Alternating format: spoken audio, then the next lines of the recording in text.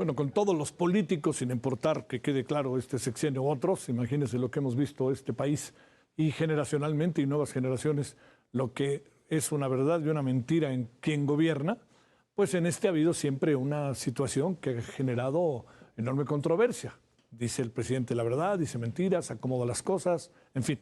Luis Estrada es director, socio y director general de SPIN, Taller de Comunicación Política. Querido Luis, con enorme gusto te saludo. ¿Cómo has estado? Igualmente, Javier, muchas gracias por la invitación. Muy bien, pues, como dices, viendo todo lo que dicen los políticos, pero bueno, pues, el que es el campeón, quizá a nivel mundial, es Andrés Manuel López Obrador. A ver, te planteo, mi querido Luis, de qué se trata lo que pasó el día de hoy. Podemos ir viendo qué es verdad, qué no es verdad. Podremos, junto con todo lo que has venido haciendo a lo largo de todos estos años, qué podremos como... No se trata de concluir, pero ¿qué podremos decir cuando viene un informe como el de hoy, que incluso no es en la Ciudad de México, sino en la Ciudad de Campeche? Mira, ya hay un tema ahí sobre los informes. Se dice que es el quinto informe, pero en realidad es el informe 19 de los trimestrales que hace. Es cierto.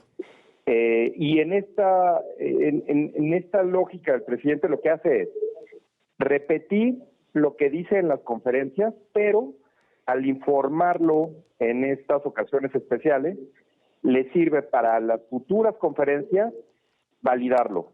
Es decir, a lo largo del tiempo, en las conferencias de prensa, el presidente no sustenta lo que dice, pero llega el informe, lo repite igual que en las conferencias, pero como es otro tipo de audiencia y es otro evento, entonces las conferencias posteriores a los informes, el presidente ya da como válida la información, dice, yo ya informé sobre este tema, como si solamente decirlas en estas ocasiones le generara la validez de la información. Y yo te voy a decir dos ejemplos que evidentemente tienen que ver con falta de información, con el sustento que necesita para que esto se pueda verificar, pero también con una presentación, yo te diría, tramposa de la forma en la que las cifras se presentan y que claramente ningún estudiante de estadística en primer semestre aprobaría la materia por cómo se presentan las cosas. Dos ejemplos. Primero, el caso de las 200 universidades Benito Juárez, que dice que ya están y que dio unas cifras de maestros y alumnos. Hay reportajes que demuestran que no están ni siquiera las instalaciones completas, en fin. Esa es la falta de evidencia. Y claramente lo que tiene que ver con cifras presentadas de forma tramposa, dice el presidente, después de la pandemia hemos crecido cada año 3 puntos porcentuales del PIB. El presidente ya había dicho que el crecimiento no importaba, pero lo que obviamente no dice fue la caída durante la pandemia y previo a la pandemia. Así que eso que había dicho el presidente que íbamos a crecer a 4 puntos porcentuales durante todo su mandato en promedio, pues vamos a estar muy lejos de eso. Va a haber, me parece, en el mejor de los casos, 0. Así que, pues cifras mal acomodadas, mañosamente, o sin sustento, lo mismo que pasa en las conferencias. A ver, ahora, se cruzó por ahí el tema del COVID, ¿no? Que es una variante. Sobre eso, Luis, ¿qué decimos? Bueno, lo que pasa es que el presidente lo que busca con este tema, tanto no solo COVID, también la guerra de Rusia y Ucrania, es ya la justificación. A mí me parece que lo que vimos hoy es el discurso que utilizará él o la candidata de Morena para hacer campaña a lo largo de los próximos meses. A mí me parece que va a ser Claudia Sheinbaum, ya veremos. Pero eso es los lineamientos sobre los que irá lo que digan los candidatos, las candidatas de Morena en diversos órdenes de gobierno y también, por supuesto, la presidencial. Es cómo se debe decir sobre lo que está pasando y cuáles son los pretextos que pues debieran minimizar las decisiones de gobierno que evidentemente pues no son lo que dice el presidente que tenemos aquí. La realidad lo alcanza y por más que quiera hacer propaganda, pues eso no le va a alcanzar. En términos de las investigaciones que han hecho, Luis, ¿cómo estaría ahorita el registro en cuanto a cosas que no han sido comprobadas, la idea de que tengo otros datos, pero esos otros datos no se acaban por demostrar. Si se puede sumar, si ya tienen el registro de lo que pudo haber, de lo que pasó esta mañana en el informe. Mira, normalmente por la duración de los discursos son alrededor de 100 afirmaciones falsas, engañosas o que no se pueden probar en estos discursos que duran casi una hora o un poquito más de una hora. En este caso duró como 1 hora 10, más los 10 minutos que habló de Zoé Robledo. Creo que lo que importa ahora es que esta versión, este discurso en concreto, tiene una carga ideológica mucho más pronunciada que en otras ocasiones y hace menos referencia a datos, hace más referencia a pues cuestiones, incluso con el caso de los libros de texto y otros, tratando un poco de arrancar la temporada de polarización que vamos a tener muy intensa durante los próximos meses por estar en campaña. ¿Qué conclusión sacarías de lo que pasó esta mañana? Que, digamos, entiendo que era una audiencia muy proclive, ya había mucha euforia, que luego quizás algunas cosas pues, adquirieron otra dimensión hacia la tarde en la Cámara de Diputados. ¿Qué conclusiones sacarías de la mañana? Bueno, yo creo que el presidente da por inaugurado, a pesar de que no tiene muchos logros que presumir, e incluso hoy parecería que regañó a los encargados de las obras pendientes para que se apuren y las terminen.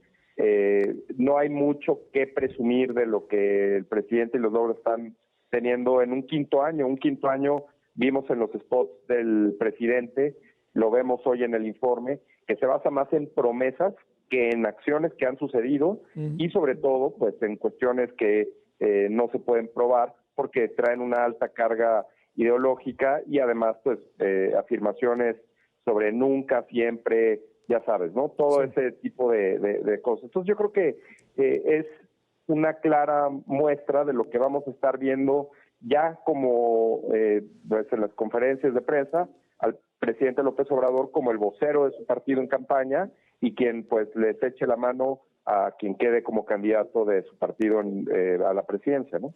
¿Está el presidente en lo que luego uno acostumbra a hacer de la ceremonia del adiós o todavía no? No, yo creo que el presidente incluso va a querer seguir de alguna u otra forma en la política.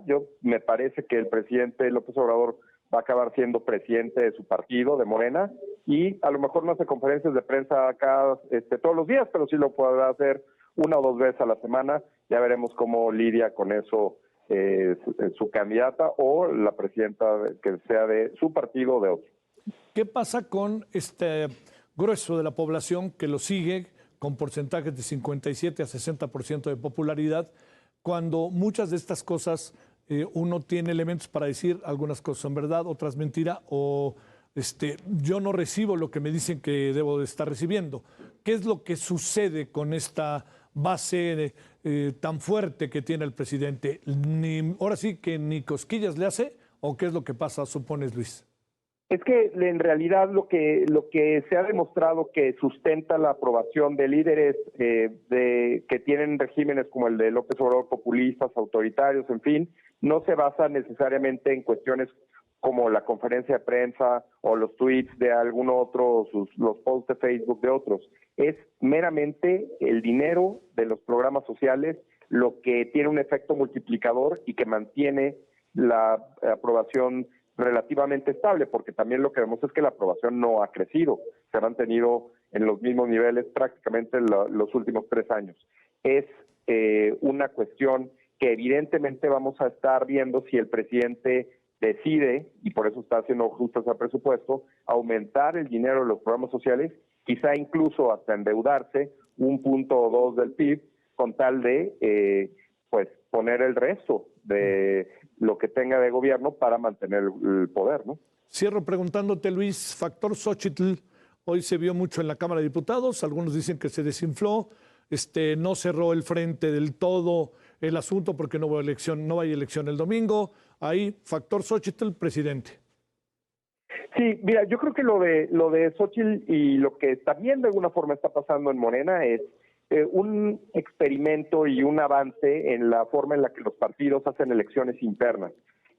Nada más que este formato se utiliza o utiliza privilegiando las encuestas, y las encuestas con una ley electoral tan restrictiva como la que tenemos en México, pues destacan más el conocimiento o reconocimiento del nombre más que ideas, debates, posicionamientos. Entonces, lo que sí sería buena idea para el futuro es, y me parece que por eso se dio el proceso de Morena como se dio, y por eso Xóchitl Gálvez será la candidata del Frente. Creo que lo que se necesita en el futuro es, primero, que la ley electoral sea mucho más flexible. Creo que los políticos deben hablar o pudieran hablar en cualquier momento, sin importar lo que digan. Creo que eso ya debiera soltarse para que todo el mundo pueda debatir, en fin. Y segundo, muy importante, que las encuestas que definen cada vez más procesos electorales sean públicas y que cualquier persona pueda ver no solo el cuestionario completo, sino toda la base de datos, y además pues que se pueda conocer si los encuestadores tienen conflictos de intereses, como decía Marcelo Ebrard. No, ahorita el tema de las corcholatas, a ver cómo se arreglan. Y acá en el caso del Frente Amplio por México, no nos hagamos, ¿no? Ahí metió rápidamente todo lo que quería meter el señor Alito, que al final acabó determinando la finalización del proceso. Eso, él lo hizo, ¿no? Y por algo lo habrá hecho, Luis. Sí, exacto. Y pues otra vez, me parece que las dudas que en algún momento Lili Telles dijo, 50 dudas sobre el procedimiento del método del Frente, pues no todas quedaron aclaradas y el proceso ya se terminó. Luis Estrada, te mando un gran saludo y gracias. Al contrario, Javier, muchas gracias por la invitación. Muy buenas noches, un saludo. Gracias.